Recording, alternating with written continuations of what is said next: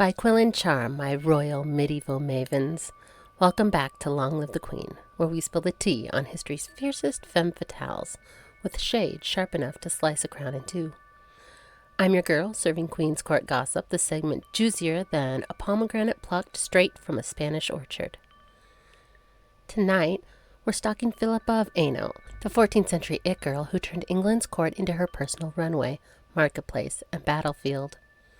From fairy tale romance to shady financial deals, whispers of favoritism, and rumors of witchcraft and secret lovers, Philippa's life is giving shade with chainmail, crowns, and a side of chaos. So grab your velvet cape, because we're sneaking into her court, and you know I've got the dirt. Let's dish. Philippa of Hainault, the teenage dream from a swampy little county called Hainault, stepping off a ship in 1327 like she's about to slay London Fashion Week. She's barely 14, with a smile that could charm a dragon, and a family tree dripping with clout. Her dad, Count William I, is basically the Jeff Bezos of Flemish trade. Philippa's betrothed, Edward III, England's golden boy after his mom Isabella, she-wolf of France, handpicked her to seal an alliance against France.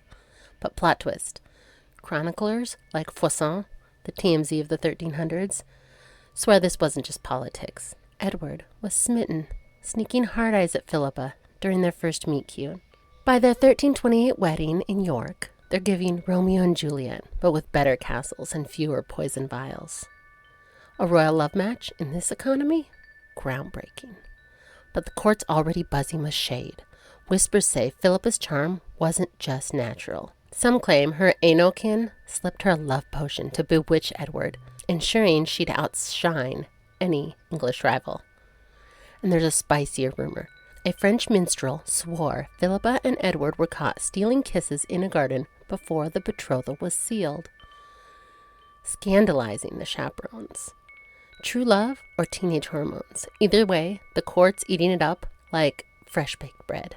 Philippa's coronation in 1330 is a total flex, with her rocking a crown so heavy it screams main character energy.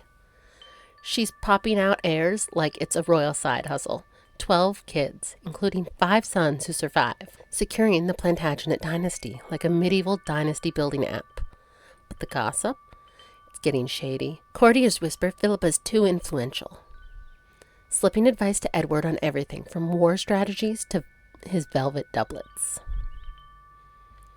One juicy tale claims she convinced him to wear Hainault-style armor to a tournament, sparking a fashion feud with English nobles, who called it Flemish nonsense. Is Philippa building a brand or rigging the game? Let's talk about Philippa's posse, because this queen's rolling deep with her Hainault crew. She's hooking up her cousins and ladies-in-waiting with prime English husbands. Think landed knights and earls, like she's running a medieval matchmaking service. Her sister Margaret snags a duke, and her childhood friend Agnes lands a baron. Nepotism? Maybe. But when you're the queen, who's going to check you? The English nobles, that's who. Chroniclers hint that some lords grumbled Philippa was turning the court into Little Hainault, with Flemish accents and weirdly spiced food taking over Westminster. And then there's the wild rumor. A disgruntled knight allegedly spread word that Philippa's ladies were spying for her dad back in Hainault, passing court secrets in coded embroidery patterns.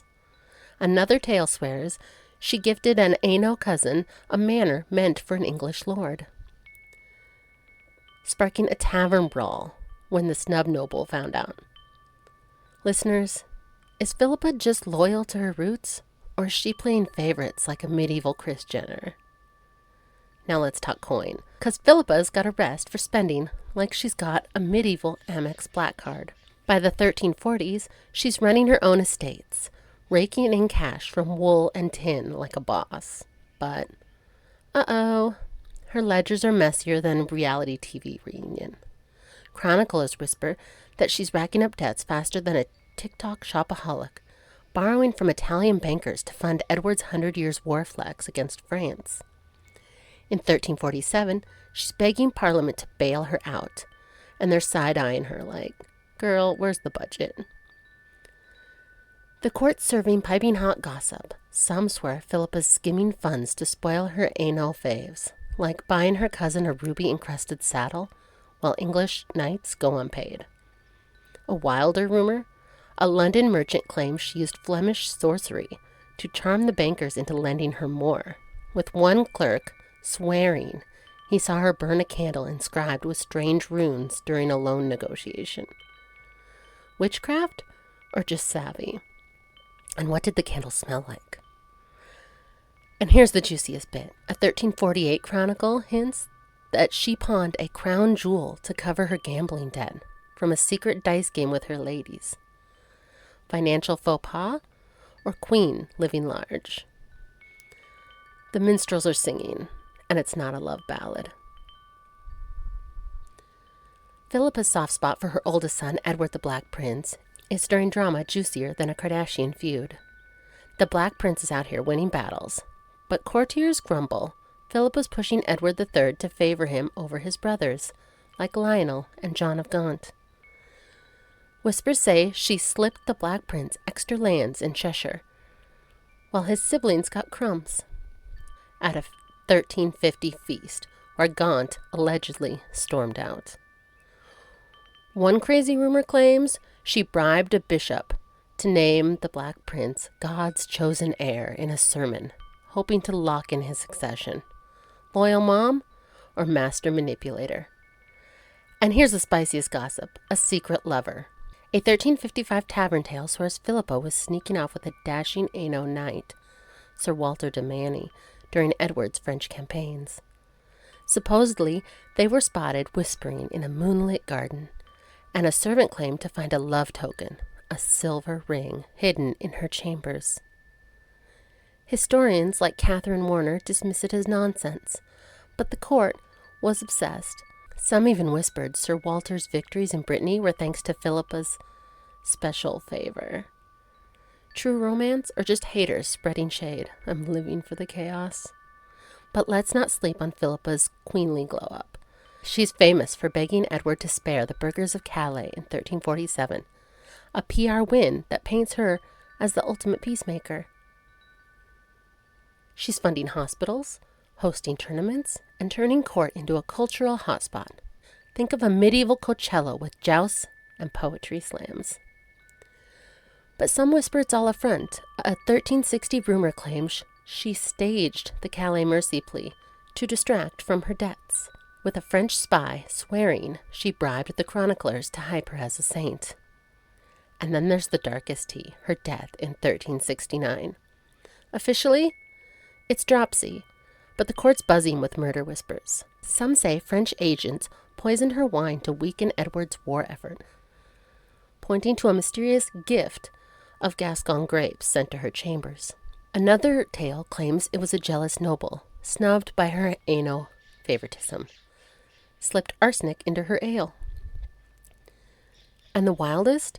A monk swore Philippa's death was a curse from that supposed witchcraft backfiring after years of dabbling in Flemish spells.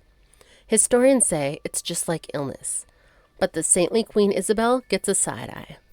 Was it a tragic end or a final scandal? So what's the vibe of Philippa's saga? She was a teenage bride, a dynasty-building mom, a maybe witch, and a queen who played the game with heart and hustle. Her enemies called her a spendthrift. Her allies called her a visionary. One thing's certain. Philippa of Hainault was the original medieval it girl, and her blasts would have had every court from London to Bruges buzzing. Her legacy? The Plantagenet dynasty thrived, and her cultural flax founding Queen's College, Oxford. But historians still debate, heroine or hot mess? Was her romance with Edward the real deal or a PR stunt? Did her spending sprees and favoritism make her a flop or a boss? Was that secret lover real or just fake news? And that saintly glow-up legit or a masterclass in rebranding? You can share your juiciest royal gossip at longlivethequeenpodcast@gmail.com. Slide into my DMs on Facebook or Instagram at longlivethequeenpodcast. Or join the royal court on Patreon for extended episodes and bonus content. Until next time, stay sharp, stay scandalous, and stay crowned.